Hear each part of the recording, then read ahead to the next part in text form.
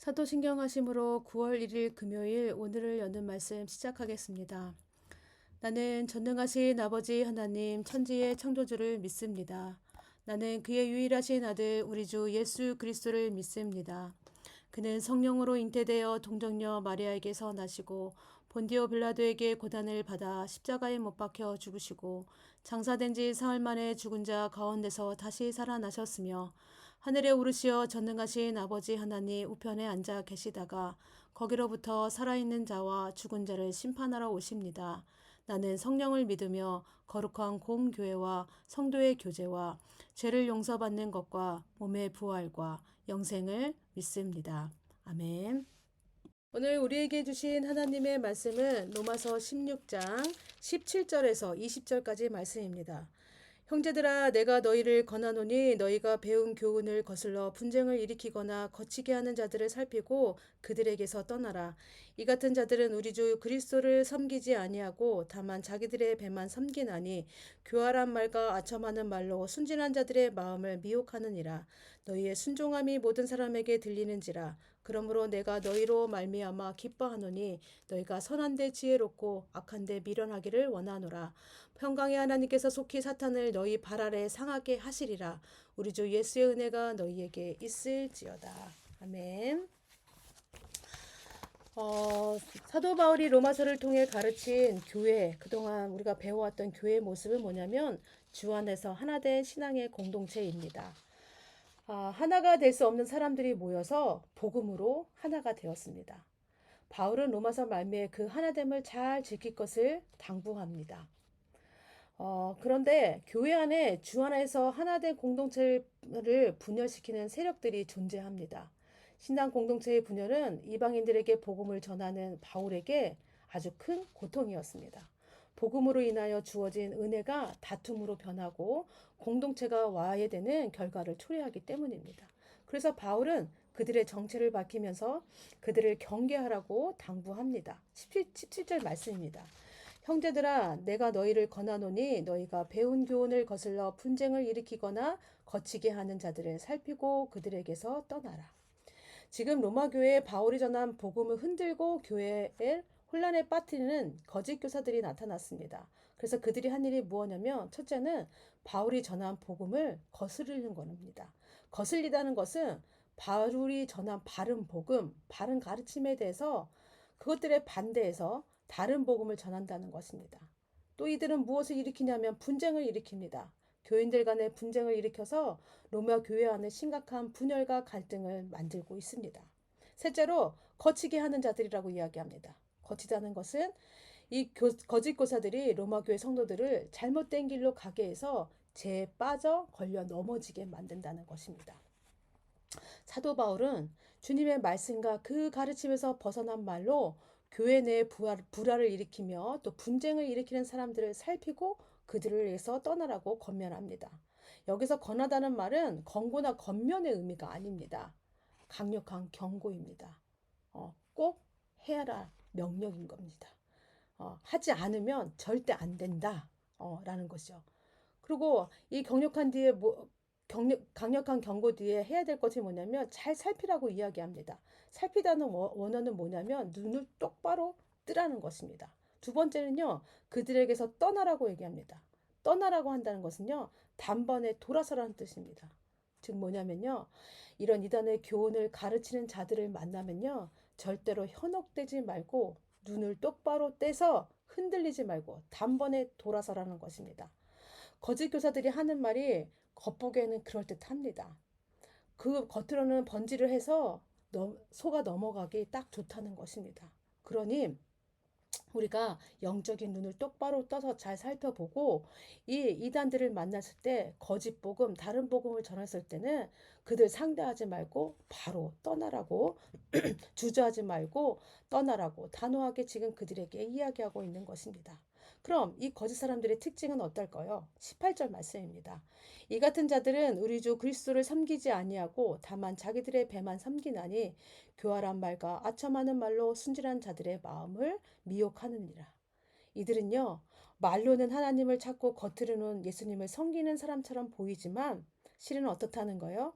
예수님이 아닌 자기들의 배, 자기들의 만족을 위해 사는 사람들이라는 것입니다.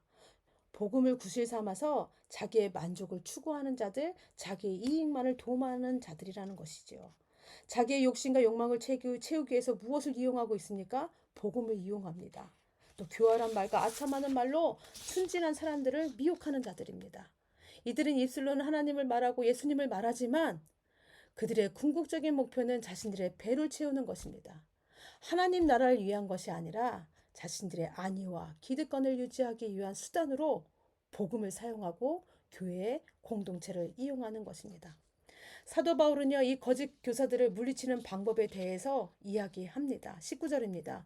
너희의 순종함이 모든 사람에게 들리는지라. 그러므로 내가 너희로 말미암아 기뻐하노니 너희가 선한 데는 지혜롭고 악한 데는 미련하기를 원하노라. 이 말은 지혜로움과 미련함은 함께 지니고 있어야 한다는 것입니다. 계속해서 지혜로운 것만 말하는 것도 아니고요. 계속해서 미련한 것만 얘기하는 것이 아닙니다. 두 개가 같이 다 있어야 된다는 것입니다. 늘 지혜롭고 똑똑하기만 하면 어떨까요? 그 지식 때문에 교만해질 것입니다. 그러면 반면에 무조건 미련하면 어떻게 될까요?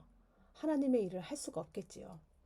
우리는 상황에 따라서 때로는 지혜로워지기도 해야 되고요. 때로는 미련해야 한다는 것입니다. 그럼 어떨 때 지혜롭고 어떨 때 미련해야 될까요? 선한 일에는 지혜롭고 악한 일에는 미련하고 굼떠야 된다고 이야기합니다. 선한 일에는 아주 빠른 판단력이 있어야 되고 즉시 반응해야 하지만 악한 일을 보면 미련하고 굼떠서 느려져야 한다는 뜻입니다. 선한 일에는 순종공이 되어야 하지만 악한 일에는 아무 손도 대지 말고 접근도 하지 말라는 것입니다. 그럼 여러분, 무엇이 선한 일이고 악한 일일까요? 선한 일과 악한 일을 어떻게 분별해내야 될까요?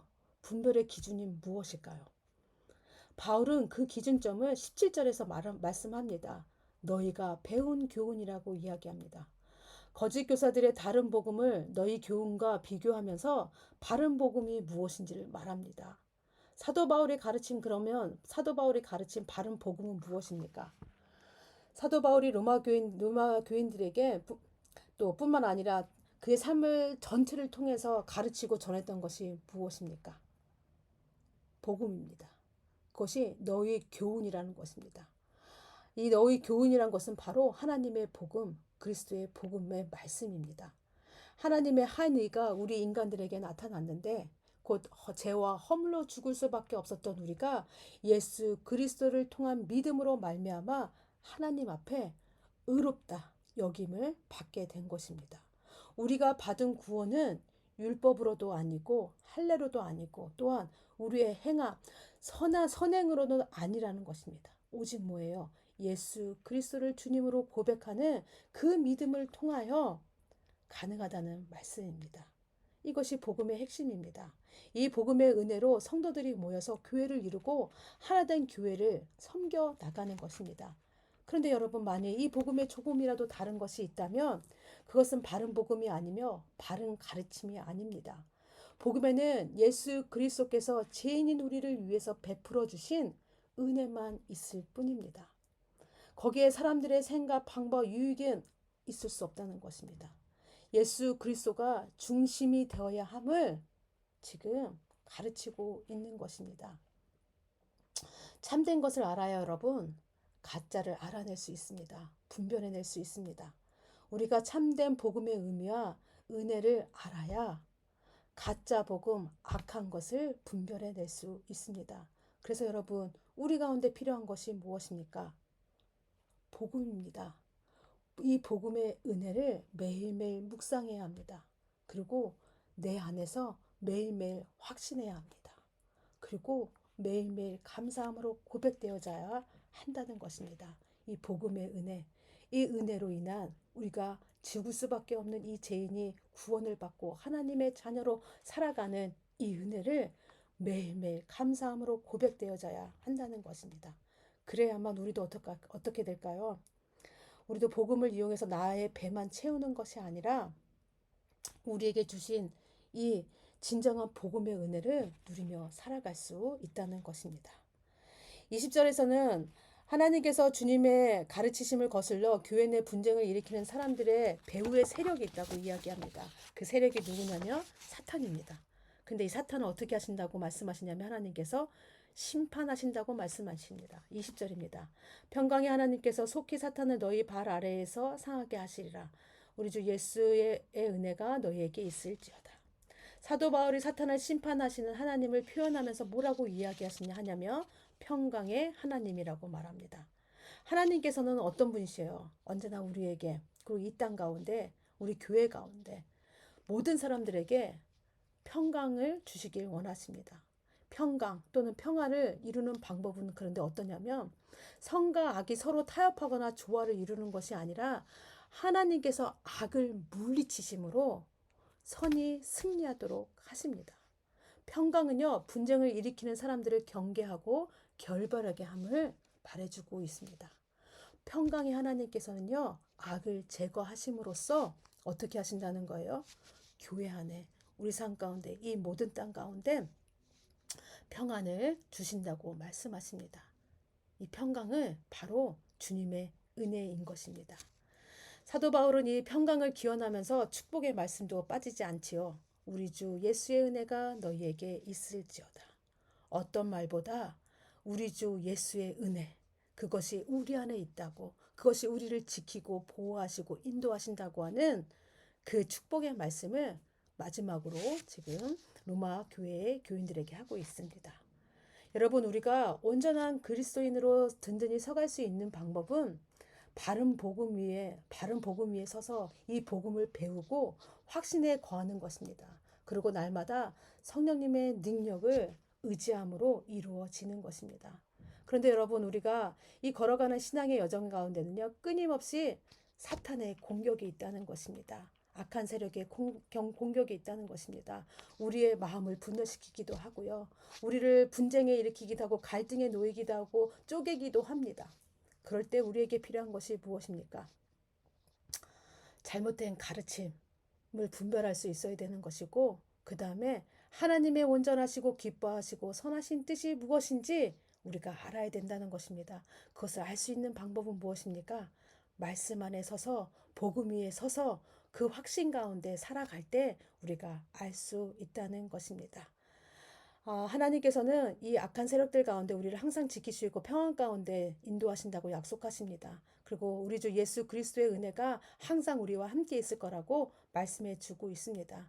이 확신 가운데, 이 믿음 가운데, 약속 가운데 우리가 서서 하나님만 의지하며 또 하나님만 바라보며 살아가는 오늘 하루 다 되기를 바랍니다. 이 시간 함께 기도하겠습니다. 말씀을 위해 기도하실 때는요, 하나된 우리를 분별시키려는 악한 영을 잘 분별하게 하여 주시옵소서. 그래서 하나님, 선한 데는 지혜롭고 악한 데는 미련한 우리가 되게 하여 주시옵소서 라고 기도해 주시기 바랍니다. 가정을 위해 기도하실 때는 우리 가정이 하나님의 선하시고 온전하시고 기뻐하신 뜻을 분별하게 하여 주시옵소서. 그래서 온전한 그리스도인으로 성장해 가는 우리 가정이 되기를 원합니다. 라고 기도해 주시기 바랍니다. 교회를 위해 기도하실 때는 우리 성도님들이 바른 복음을 배우고 또 확신하고 또 고백하며 감사함으로 고백하며 성령님의 능력을 의지함으로 우리의 믿음이 든든히 서가는 그런 교회 되게 하여 주시옵소서. 분쟁이 일어나지 않는 교회 되게 하여 주시옵소서 라고 기도해 주시기 바랍니다. 우리 나라와 세계를 위해서 기도하실 때는 이 시간은 우리가 섬기고 있는 세계 열방 가운데 선교하시는 선교사님들을 위해서 함께 기도하겠습니다. 티국의 김 선교사님, 미국의 이민호 목사님, 캄보디아 오트리 교회 박지영 선교사님, 일본 도쿠시마 성도교회 이명규 선교사님을 위해서 기도해 주시기 바랍니다.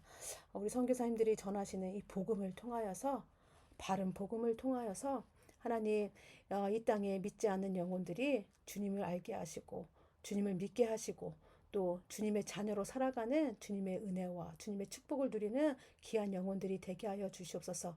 또한 이들이 전해지는 복음을 통하여서 그 땅이 주님의 땅으로 회복되고 주님의 땅으로 또 살아가는 모든 민족이 되게 하여 주시옵소서 라고 기도해 주시기 바랍니다. 또 교회를 위해 기도하실 때 하반기 임직식을 위해 기도해 주시기 바랍니다. 임직식이 또 10월 달에 예정 가운데 있습니다. 어린아이부터 어른에 이르기까지 우리가 기쁨과 감사함으로 이 임직식을 하나님께 올려드리는 시간이 되길 원하며 또 준비할 수 있는 시간 되게 해달라고 기도해 주시고 또 아동보호 예배실 공사가 진행 중에 있습니다. 하나님 마무리할 때까지 하나님께서 잘 마무리할 수 있도록 주님 인도하여 주시고 또 이 공사하는 시간 동안 아무 사고 나지 않도록 주님 안전하게 지켜주시옵소서라고 기도해 주시기 바랍니다. 오늘 공동체 기도는 송승헌 청소년입니다. 송승헌 청소년 기도 제목은 개인의 기도 제목입니다. 건강하게 해주세요. 가정을 위한 기도 제목입니다. 또 가족 모든 식구들이 건강하게 해주세요. 학교를 위한 기도 제목입니다. 친구들과 사이좋게 지내게 해주세요. 교회를 위한 기도 제목입니다. 잘 되게 해주세요. 모든 것들이 교회 안에 있는 모든 것들이 잘 되게 해주세요. 라는 기도 제목입니다. 사회 나라 온 세계를 위한 기도 제목은 안전하게 해주세요 라는 기도 제목을 갖고 있습니다. 우리 송승헌 청소년 생각하면서 우리 송승헌 청소년이 하나님 안에서 또 믿음 안에서 교회 안에서 또 건강하고 건강한 신앙인으로 자라갈 수 있도록 기도해 주시고 또 몸과 마음과 이 모든 것들이 주님 안에서 온전하고 건강할 수 있도록 기도해 주시기 바랍니다. 기도하신 후에 주기도문 하심으로 모든 순서 마치겠습니다.